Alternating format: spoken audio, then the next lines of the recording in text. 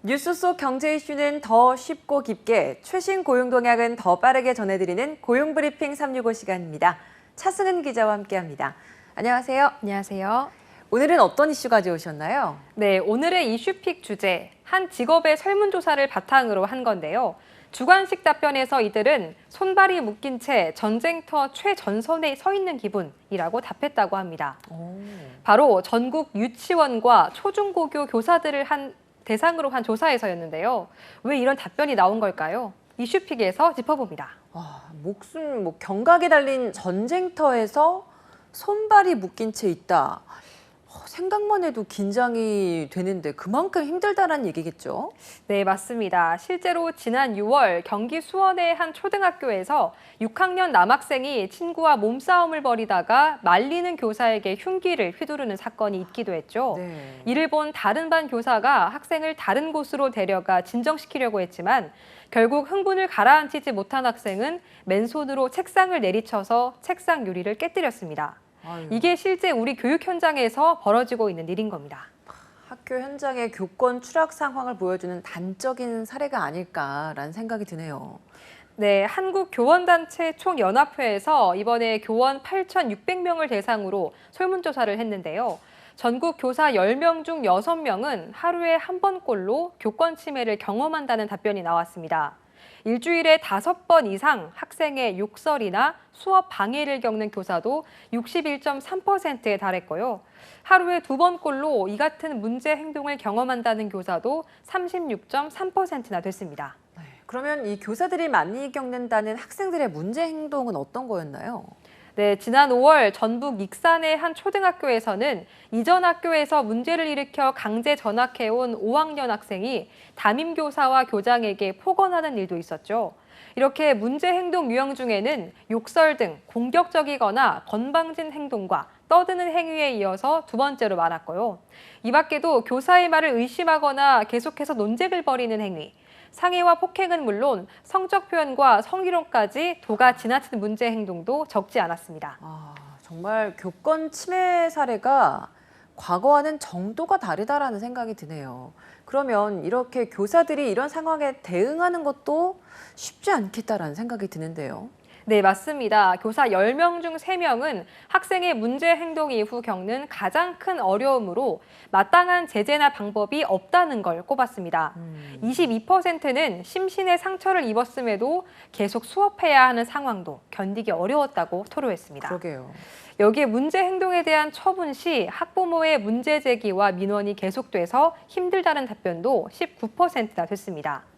오히려 아동학대로 신고하겠다거나 쌍방 잘못을 주장한다는 답변도 있었습니다. 분명한 교권 침해 사례고 또 수업을 받는 다른 학생들도 수업권을 침해받는 건데 이게 이런데도 불구하고 제재 방법이 없는 건가요? 네, 지난 2019년 교원지휘법이 개정되면서 학생이 교사를 때리는 등 교권을 심각하게 침해하면 강제 전학을 보내거나 고등학생의 경우 퇴학 처분까지 내릴 수 있게 됐죠. 하지만 실제로 상황이 일어났을 때 곧바로 제재할 방법이 사실상 없습니다.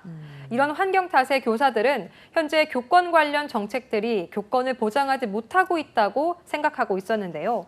응답자의 78.7%는 교원지휘법이 교권 보호에 이바지하지 못한다고 답했고요. 교육부와 교육청의 교권 보장 정책에 대해서도 만족하지 않는다는 답변이 80% 이상이었습니다. 정말 이런 상황이 계속되는데도 개선의 방법이 없는 걸까요? 네, 심각한 교권 침해 사례가 잇따르면서 교사의 학생 생활 지도권을 제도적으로 보장해야 한다는 목소리도 커지고 있습니다. 네. 문제 해결을 위해서 가장 필요한 건 법 개정이 필수라는 게 교사들의 생각입니다. 먼저 교육기본법 등의 타인 인권 보장 의무, 또 생활 지도권 보장을 명시하자는데 교사의 94.8%가 동의했고요. 구체적으로는 교육활동 침해와 가해 사실을 학생부에 기재하는 방안은 기본, 또 가해자 가해 학생과 피해 교사의 즉시 분리 조치 시행도 90.7%의 찬성을 받았습니다. 네. 이 선생님이라는 직업이 사실 굉장히 선망받고 좋아하는 직업 중에 하나였었는데 이런 사례라고 한다면 직업을 택했던 사람들 역시도 직업의 만족도가 떨어질 수밖에 없겠네요. 네, 우리나라 중고등학생들이 1위로 꼽은 희망 직업이 바로 교사인데요. 현실 속 교사들은 달랐습니다. 교총에서 교사라는 직업에 대한 인식 조사를 내놨는데 자신의 직업에 만족한다는 응답은 10명 중 3명에 불과했습니다. 2016년 때만 해도 10명 중 7명은 만족한다고 했던 것과 비교해보면 그 온도차가 뚜렷하게 느껴집니다. 그러게요. 6년 사이에 정말 교사들에게 무슨 일이 일어났던 걸까요? 교사들의 직업 만족도가 확 떨어진 이유는 좀 더 구체적으로 본다면 어떤 것들이 있을까요? 네, 2019년에 52.4%로 그리고 코로나 시국을 거치면서 30%에 머물고 있는데요. 이렇게 만족도가 떨어진 이유 앞에서 교권 침해 고통을 호소했던 것과 마찬가지입니다. 가장 큰 어려움으로 문제 행동, 부적응 학생 생활 지도와 학부모 민원 등이 사유였습니다. 특히 최근 1, 2년 사이 사기가 떨어졌다는 응답이 78.7%에 달했는데요. 코로나 이후 과중한 업무가 논란이 되기도 했었죠. 이 부분 역시 개선이 필요한 지점입니다. 네, 교사들의 이 힘듦도 좀 돌아봐 줘야 될 것 같습니다. 한컷 이슈도 보겠습니다. 오늘 한컷 이슈는 어떤 소식 가져오셨나요?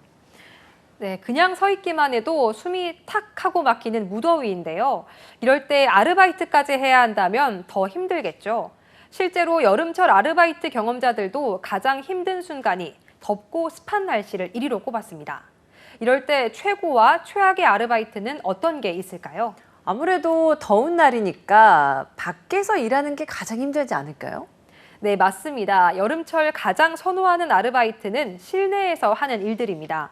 한 취업 사이트 조사에 의하면 1위 사무직, 2위 편의점과 쇼핑몰 등 매장 관리, 3위는 카페 같은 외식 음료 서빙 직군이었고요. 반면 이건 너무 힘들다 하는 극한 아르바이트 직업 1위는 배달과 운송, 2위는 택배 상하차, 3위는 생각만 해도 힘드네요. 인형탈 아르바이트였습니다. 정말 생각만 해도 땀이 주룩주룩 납니다. 이렇게 더운 여름날이라고 해도 아르바이트를 하려는 사람들이 많다 보니까 아르바이트 자리를 구하려는 경쟁은 치열하다고 들었습니다. 네, 맞습니다. 올 여름에도 아르바이트 구직 경쟁은 치열할 것으로 보이는데요.